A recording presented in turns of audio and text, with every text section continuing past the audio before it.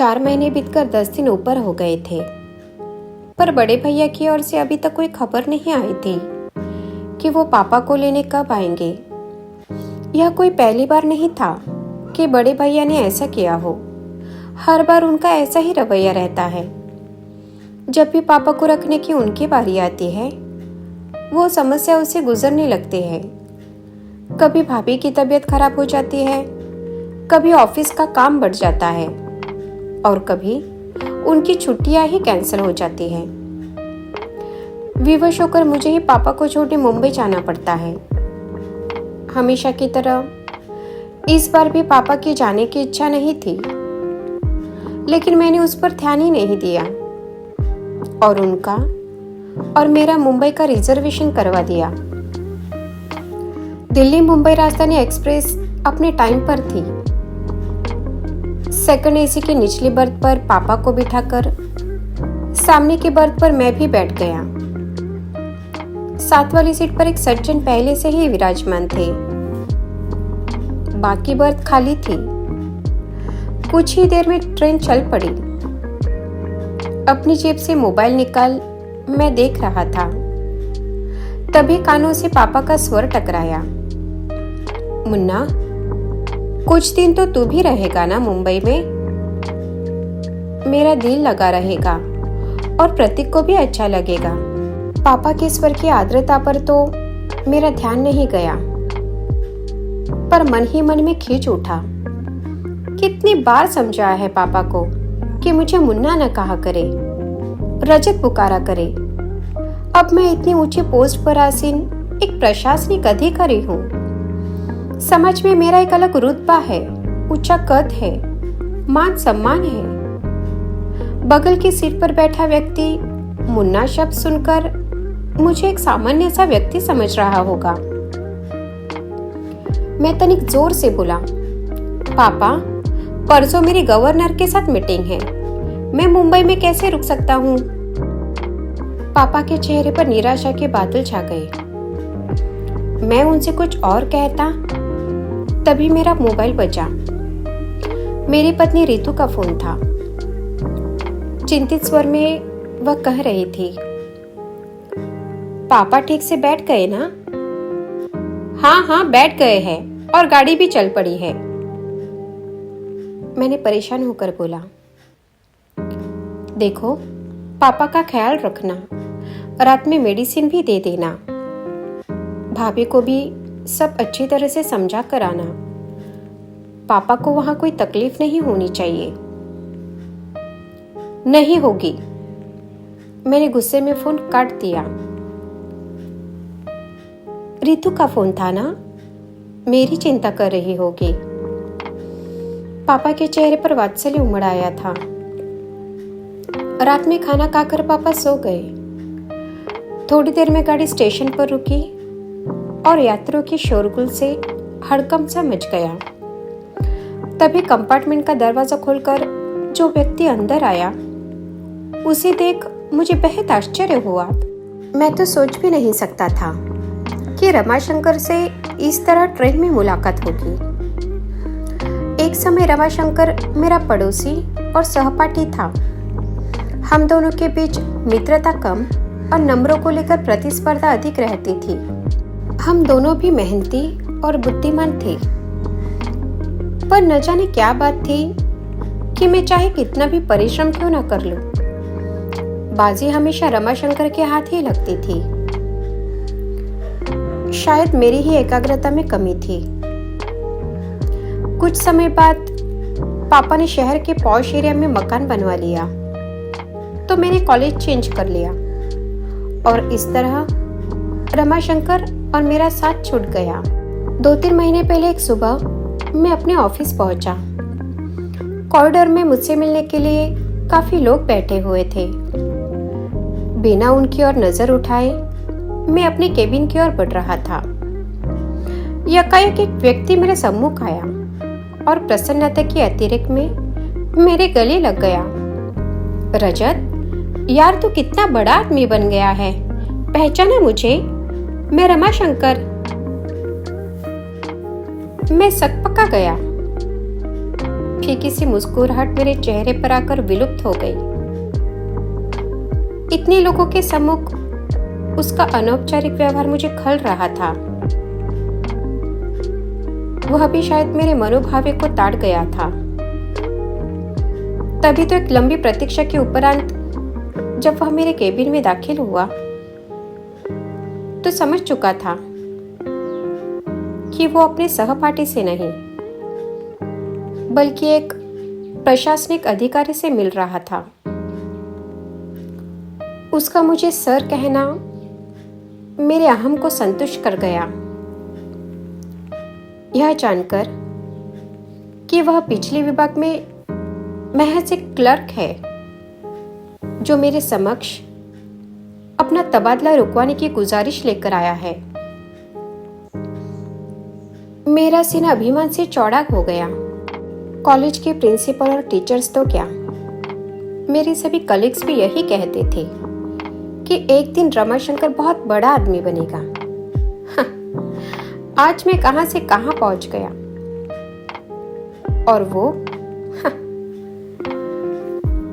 पिछली स्मृतियों को पीछे धकेल मैं वर्तमान में पहुंचा तो देखा रमाशंकर ने अपनी वृद्ध मां को साइड की सीट पर लिटा दिया और स्वयं उनके करीब बैठ गया। एक उड़ती सी नजर उस पर डाल मैंने अखबार पर आंखें गड़ा दी। तभी रमाशंकर बोला, नमस्ते सर, मैंने तो देखा ही नहीं कि आप बैठे हैं। मैंने नम्र स्वर से पूछा, कैसे हो रमाशंकर? ठीक हूं सर। यहाँ कैसे आना हुआ? मैंने पूछा। छोटी बुआ की बेटी की शादी में आया था, अब मुंबई जा रहा हूं। शायद आपको याद हो, मेरा एक छोटा भाई था। छोटा भाई? हाँ, याद आया। क्या नाम था उसका? मैंने स्मृति पर जोर डालने का उपक्रम किया, जबकि मुझे अच्छी तरह से याद था कि उसका नाम देवेंद्र था। सर, आप इतने ऊंचे पद पर हैं, आए दिन हजारों लोगों से मिलते हैं, आपको कहाँ याद होगा? देवेंद्र नाम था उसका सर। पता नहीं उसने मुझ पर व्यंग किया था या साधारण रूप से कहा था, फिर भी मेरी गर्दन कुछ तन सी गई। उस पर एहसान सा लाते हुए मैंने बोला, देखो रमाशंकर, यह मेरा ऑफिस नहीं है, इसलिए सर कहना बंद करो और मुझे मेरे नाम से पुकारो। हाँ, तो तुम क्या बता रहे थे? देवेंद्र मुंबई में है? हाँ रजत, उसने वहां मकान खरीदा है। 2 दिन के बाद उसका गृह प्रवेश है। 4-5 दिन वहां रहकर मैं और अम्मा दिल्ली लौट आएंगे। इस उम्र में इन्हें इतना घुमा रहे हो? मैंने आश्चर्य से पूछा। अम्मा के आने की बहुत इच्छा थी। इंसान की उम्र भले ही बढ़ जाए, इच्छाएं तो नहीं मरती ना। हाँ, ये तो है। पिताजी कैसे हैं? मैंने पूछा।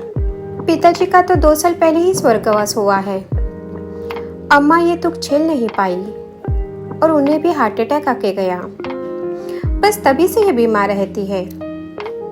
अब तो अल्जाइमर भी बढ़ गया है। तब तो उन्हें संभालना मुश्किल होता होगा। क्या करते हो? दोनों भाई 6-6 महीने रखते होंगे।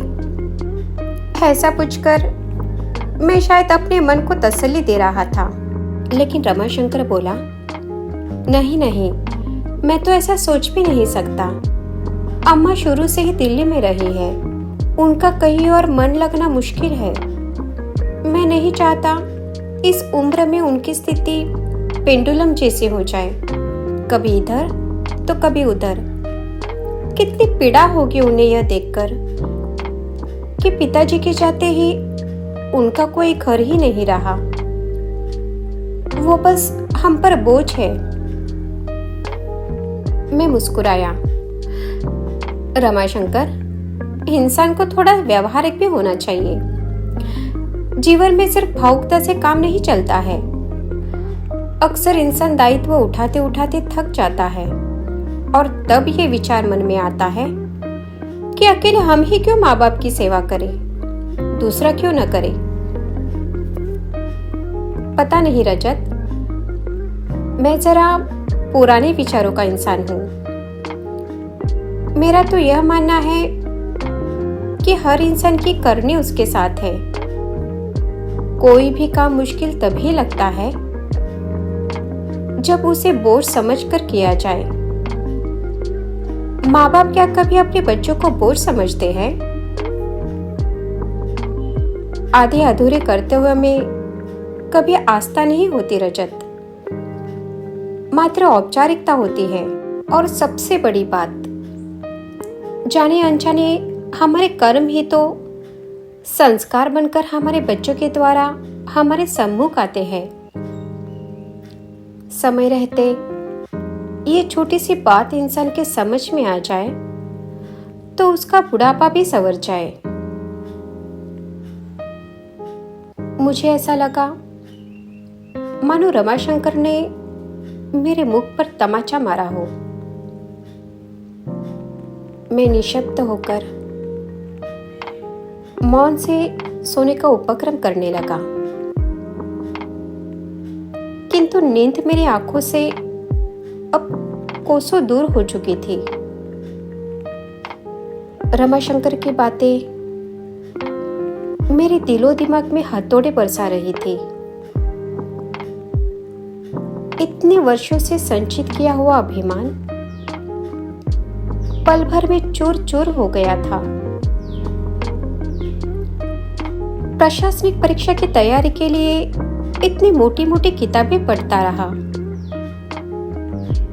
किंतु पापा के मन की संवेदनाओं को, उनके हृदय की पीड़ा को नहीं पढ़ सका। क्या इतना बड़ा मुकाम मैंने सिर्फ अपनी मेहनत के बल पर पाया है? नहीं, इसके पीछे पापा मम्मी के वर्षों की तपस्या नहीं थे। आखिर उन्होंने ही तो मेरी आंखों को सपने देखने सिखाए, जीवन में कुछ कर दिखाने की प्रेरणा दी। रात में जब मैं देर तक पढ़ता था तो पापा भी मेरे साथ जागते थे कि कहीं मुझे नींद ना आ जाए। मेरे इस लक्ष्य को हासिल करने में पापा हर कदम पर मेरे साथ रहे। और आज जब पापा को मेरी साथ की जरूरत है तो मैं व्यवहारिकता का सहारा ले रहा हूँ। रजत को 2 साल पहले की गई मम्मी पापा की बातचीत याद आई। सीवियर हार्ट अटैक आने के बाद मम्मी बीमार रहने लगी थी। एक शाम जब मैं ऑफिस से लौटकर पापा मम्मी के बेडरूम में जा रहा था, तभी अंदर से आती आवाज से मेरे पाँव ठिठक गए। मम्मी पापा से कह रही थी, इस दुनिया में जो आया है वो जाएगा भी, कोई पहले तो कोई बाद में। इतने इंटेलेक्चुअल होते हुए भी आप इस सच्चाई से मुंह मोड़ना चाह रहे हैं। मैं क्या करूं पूजा, तुम्हारे बिना अपने अस्तित्व की कल्पना भी मेरे लिए कठिन है। कभी सोचा है तुमने कि तुम्हारे बाद मेरा क्या होगा? पापा का कंठ अवरुद्ध हो गया था, पर मम्मी तनिक भी विचलित नहीं हुई और शांत स्वर में बोली थी, आपकी तरफ से तो मैं पूरी तरह से निश्चिंत हूं। रजत और रितु आपका बहुत ख्याल रखेंगे। यह एक माँ के अंतर्मन की आवाज है और मेरा विश्वास कभी गलत नहीं हो सकता। इस घटना के 5 दिन बाद ही मम्मी चली गई। कितने टूट गए थे पापा, बिल्कुल अकेले पड़ गए थे। उनके अकेलेपन की पीड़ा को मुझसे अधिक मेरी पत्नी रितु ने समझा। यूं भी वो पापा के दोस्त की बेटी थी और बचपन से ही पापा से दिल से जुड़ी हुई थी। पापा को अपने से दूर करना उसने कभी नहीं चाहा, लेकिन मेरा मानना था कि जज्बात में लिए गए फैसले अक्सर गलत साबित होते हैं। इंसान को प्रैक्टिकल अप्रोच से काम लेना चाहिए। अकेले मैं ही क्यों पापा का दायित्व उठाऊं? दोनों बड़े भाई क्यों न उठाए? जबकि पापा ने तीनों को बराबर का प्यार दिया, पढ़ाया लिखाया, तो दायित्व भी तीनों का बराबर ही है। 6 महीने बाद मम्मी की बरसी पर यह जानते हुए भी कि दोनों बड़े भाई पापा को अपने साथ रखना नहीं चाहते, मैंने यह फैसला किया था कि हम तीनों बेटे 4-4 महीने पापा को रखेंगे। पापा को जब इस बात का पता चला तो उनका चेहरा कितना बेबस हुआ था। चेहरे की झुर्रियां और गहरा गई थी। उम्र मानो 10 साल आगे सरक गई हुई। पापा की सारी उम्र दिल्ली में गुजरी थी। सभी दोस्त और रिश्तेदार यहीं पर थे, जिनके सहारे उनका वक्त कुछ अच्छा बीत सकता था। किंतु सोचते सोचते मैंने गहरी सांस ली। आंखों से बह रहे पश्चाताप के आंसू पूरी रात मेरा तकिया भिगोते रहे। उफ, ये क्या कर दिया मैंने? पापा को तो असहनीय पीड़ा पहुंचाई ही, मम्मी के विश्वास को भी खंडित कर दिया। आज वो जहां कहीं भी होगी, पापा की स्थिति पर उनकी आत्मा कलप कर रही होगी। क्या वो कभी मुझे क्षमा कर पाएगी? रात में कई बार अम्मा का रमाशंकर को आवाज देना और हर बार उसका चेहरे पर बिना शिकन लाए उठना मुझे आत्मविश्लेषण के लिए बाध्य कर रहा था। उसे देख मुझे एहसास हो रहा था कि इंसानियत और बड़प्पन हैसियत की मोहताज नहीं होती, वो तो दिल में होती है। अचानक मुझे एहसास हुआ मेरी और रमाशंकर के बीच आज भी प्रतिस्पर्धा जारी है। इंसानियत की प्रतिस्पर्धा, जिसमें आज भी वो मुझसे बाजी मार ले गया था।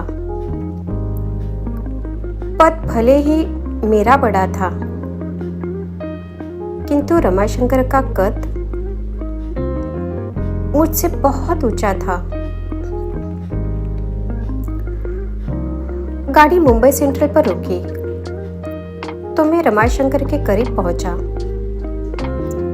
उसके दोनों हाथ थामे मैं भावुक होकर बोला, रमाशंकर मेरे दोस्त, चलता हूं।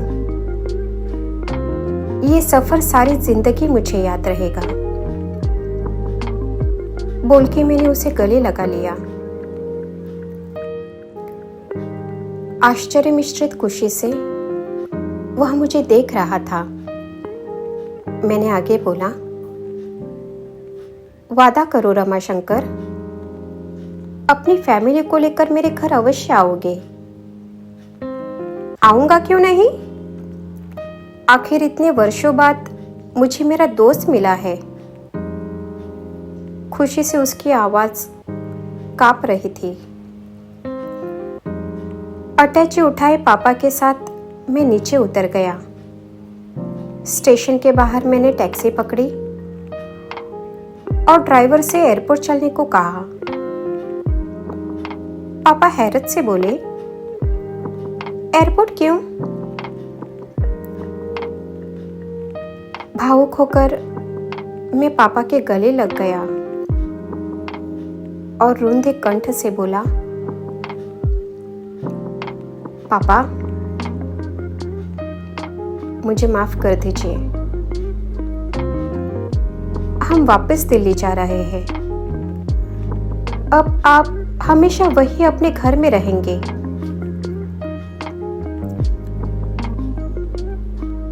पापा की आंखें नम हो उठी और चेहरा खुशी से खिल उठा। जुग जुग जियो मेरे बच्चे। वो बुदबुदाए। कुछ पल के लिए उन्होंने अपनी आंखें बंद कर ली, फिर चेहरा उठाकर आकाश की ओर देखा। मुझे ऐसा लगा मानो वे मम्मी से कह रहे हो, देर से ही सही, तुम्हारा विश्वास सही निकला। दोस्तों, माता पिता में से अगर पहले पिता की मृत्यु हो जाए तो माँ अपने परिवार, अपने पोता पोतियों में या घर के कामों में अपने आप को व्यस्त रखती है। लेकिन पहले माँ के चले जाने पर पिता अपने आप को दुखी और असहाय महसूस करते हैं। इस क्षति को वे आसानी से भूल नहीं पाते। उनकी मानसिक स्थिति दुर्बल हो जाती है और अपने आप को बहुत अकेला समझते हैं, खासकर तब जब उनका लंबा साथ रहा हो। उनके स्थिति में हम बच्चों को उनकी यह मनस्थिति समझकर उनका साथ देना चाहिए, अपना कीमती वक्त देना चाहिए, ना कि अपने दुर्व्यवहार से उन्हें अकेला छोड़ परायापन महसूस करवाए।